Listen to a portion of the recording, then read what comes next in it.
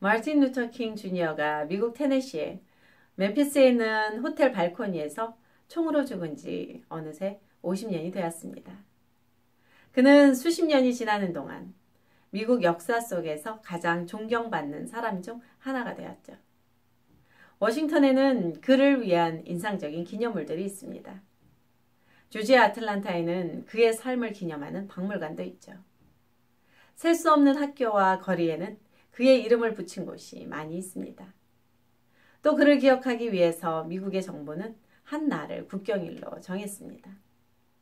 이처럼 마틴 루터 킹은 미국의 많은 유산들을 남겨놓았습니다. 오늘 우리는 그가 남겨놓은 유산 중에 혹시 잃어버린 것이 있지 않은가 한번 생각해 보려고 합니다. 마틴 루터 킹은 법 아래에서 모두가 동등하기를 원했습니다. 다음과 같은 그의 말은 아주 유명하죠. 피부색을 기준으로 사람을 평가하지 말고 인격을 기준으로 사람을 평가해야 한다. 그는 또한 흑인 사람들이 그들 자신의 삶을 개선하기 위해 그들 스스로 중요한 역할을 할 것이라고 믿었습니다. 실제로 사회의 개선은 국가만 노력한다고 해서 결코 이루어질 수 없는 일이기 때문이죠. 개선하기를 원하는 당사자들의 노력도 함께 있어야 한다고 그는 생각했습니다. 실제로 지난 수십 년이 지나는 동안 미국에서의 흑인 인권은 정도를 넘어선 상태입니다. 마틴 루터 킹의 편이 승리한 셈이죠. 그것을 잘 알 수 있는 가장 좋은 증거는 마틴 루터 킹의 진정한 후계자가 없다는 것입니다. 만약 미국의 흑인들이 여전히 법적 차별이나 선거 박탈과 같은 인권을 위한 싸움이 필요했다면 마틴 루터 킹과 같은 큰 인물의 지도자들이 싸우기 위해서 나타났을 것입니다. 그러나 그 대신에 오늘날 우리는 그런 큰 인물은 볼 수 없을지라도 인권운동이 전혀 다른 방향에서, 즉 기업의 고용이나 학교 입학의 문제 등으로 돌려지는 것을 보게 됩니다. 이상하게도 흑인의 인권운동을 다른 방향으로 돌리는 이런 사람들은 그 일을 통해서 자신들은 많은 유익을 취하면서도 그들의 지지자들, 즉 흑인 당사자들을 위해서는 아주 작은 것들이 이루어져 왔다는 것입니다. 예를 들면 미국의 소득과 교육, 그리고 개인의 집 소유에 대한 인종적인 간격은 1940년대와 50년대, 그리고 60년대에는 좁혀졌었습니다. 그러나 오늘날 제시 잭슨, 알 샤프론, 그리고 그 외에 진보주의적인 사람들에 의해서 마틴 루터 킹이 미국 흑인들을 위한 대변인의 자리를 차지한 이후로 이 간격은 1970년, 80년, 그리고 90년대에 와서 더 넓어지기 시작했습니다. 이 간격은 오늘날 계속되는 인종적 불공평이 과거에 있었던 법적 차별이나 인권의 불평등과 같은 인종차별주의에 의해서가 아님을 우리는 알 수가 있습니다. 또 이 간격의 차이는 흑인의 문화, 즉 결혼, 교육, 직업, 그리고 법의 규칙에 대한 그들의 태도가 좌익이 인정하는 것보다 흑인들 삶에 훨씬 더 큰 영향을 주고 있음을 암시해 줍니다. 흑인의 인권을 위한 더 많은 시위의 행진은 흑인들 사이에서 나타나는 아버지가 없는 가정을 줄이지 않을 것입니다. 더 많은 장시간의 시위들은 흑인의 범죄율을 낮추거나 흑인 학생들의 학교 성취율의 간격을 좁히지 못할 것입니다. 더 많은 흑인 정치가들을 선출하는 것과 더 많은 흑인 공무원들을 선택하는 것은 그들의 문화적 결핍을 보충하지 못할 것입니다. 흑인의 시장들과 흑인의 상하의원들, 흑인 경찰서장들과 흑인의 학교 교장들은 이미 1970년대 이래로 너무도 흔해졌습니다. 심지어 흑인 대통령 오바마의 2번의 당선조차도 소득과 교육, 그리고 개인의 집 소유 등의 인종적 차이를 좁히는 데는 실패를 하였습니다. 오히려 빈곤과 집 소유, 그리고 소득 모두에 대한 흑인과 백인의 간격은 오바마 대통령 시절에 더 넓게 벌어졌습니다.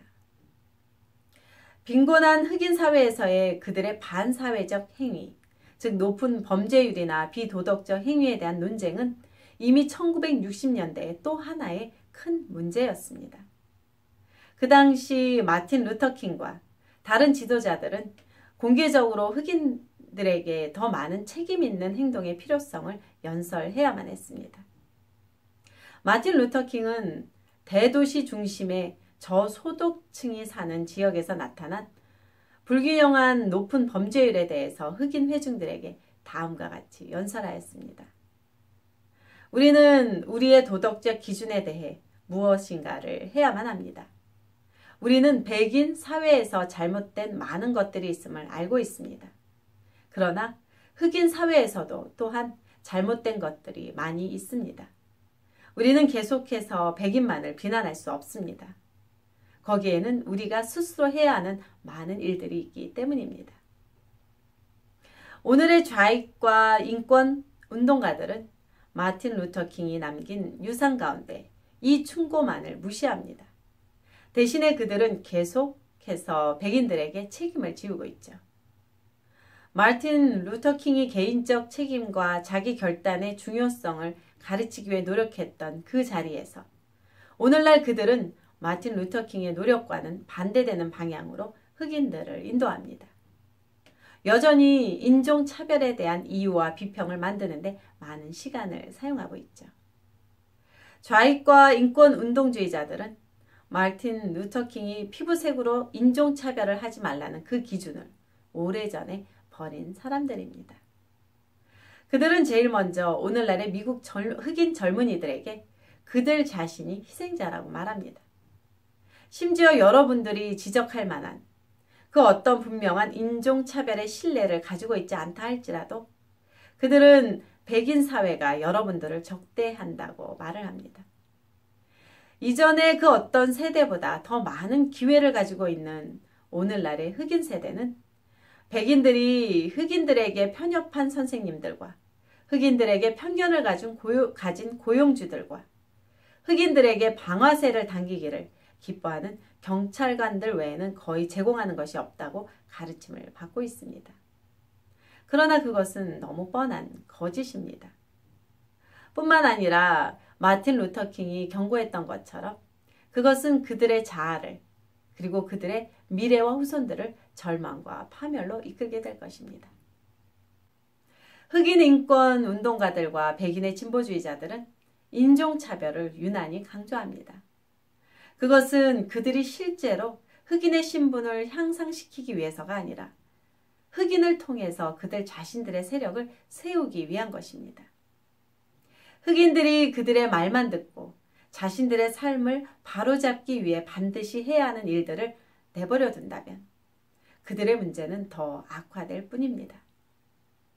마틴 루터 킹이 죽은 지 반세기가 지나는 동안 결국 수많은 사람들은 입술로만 그에게 경의를 표하고 있는 것입니다. 실제로 그의 삶과 그가 남긴 가르침을 따르는 사람들이 없기 때문이죠. 핸더슨 신학대학교 김에스더였습니다.